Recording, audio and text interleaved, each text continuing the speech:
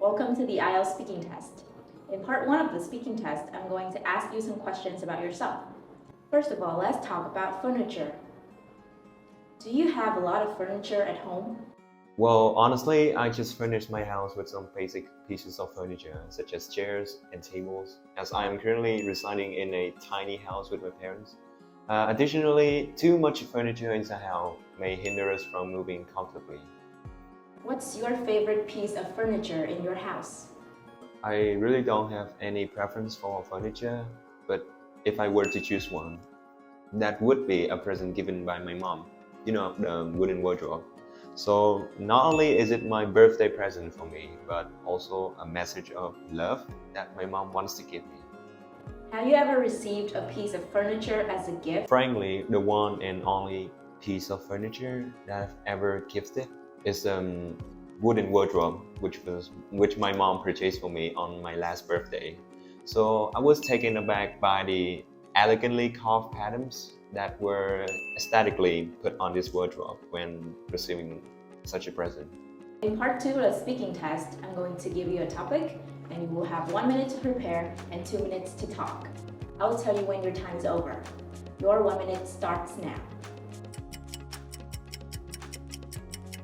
So a few months ago, I was struggling with breathing problems after infection with COVID-19. And so I went on a internet website to look for remedies. So that was when I came across a very interesting article about deep breathing.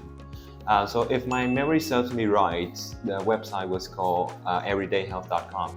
So which was designed in a form of mini guidebook, helping readers to make healthier decisions and enhance their well-being.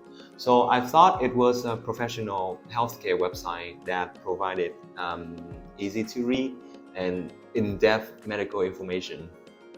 So the articles entitled something I clearly didn't remember right, but it did immediately caught my attention, and I double-clicked it right off the bat. So the article starts off by reminding readers about how important breathing is, as we all do it regardless of whether we're thinking about it. So this kind of introduction really piqued my curiosity and made me want to discover more about the rest. So it was highlighted that though breathing is a subconscious bodily function, we can always voluntarily control it by paying full attention to our breathing patterns. What's more, about a detailed breathing exercise was depicted throughout the articles, and it was broken up into phases to take into account individual ability. So from breathing while being on your back or your stomach, or while sitting or standing, all of the phases were meticulously instructed with descriptions and illustration also. And so that I could practice inhaling and exhaling as I scroll through the text, which was a great bonus. What's more, but for the interesting article, I wouldn't have realized how proper breathing can do wonders for my physical and also my mental health.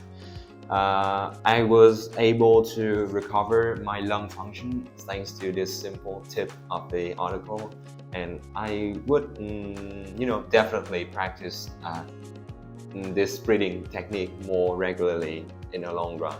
So due to its, immense health benefits. Let's move on to part 3.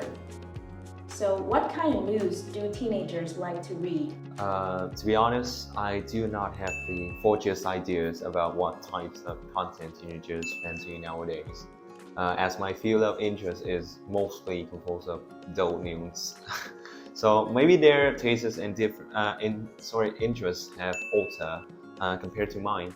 But if I have to make an assumption, teen girls often find delight in articles regarding beauty, fashion trends, and celebrities, maybe K-pop celebrities, while young boys are more prone to read news about sports and their favorite athletes. How about the old? As for the elderly, it's been hard since they are more health conscious. Articles about aging and health would definitely be their top tier. They always wish to know how to spot the signs and the symptoms, of different disease, and of course, how to tackle them so that aging wouldn't become a nightmare. What's the difference between news on TV and news in magazines? The major difference is that the content on TV is like currently news and developments on like ongoing issues in the world, with each piece of news often broadcasted within a few minutes.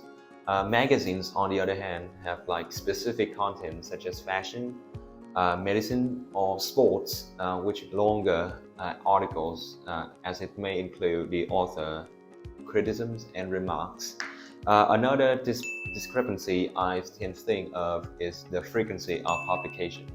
So TV news, is broadcasted frequently and is already scheduled in advance for each and every day, while magazines do not have to be like published that regularly. With some even like being published after a span of 3 months, 6 months, or like even a year. How has technology changed the way people received information? So, in the past, like the most popular ways to get news were newspapers and television. So now with like the technological boom, like as well as the predominance of the internet, it has become a social norm when people use their smartphones and laptops to get themselves updated with like the most current social affairs.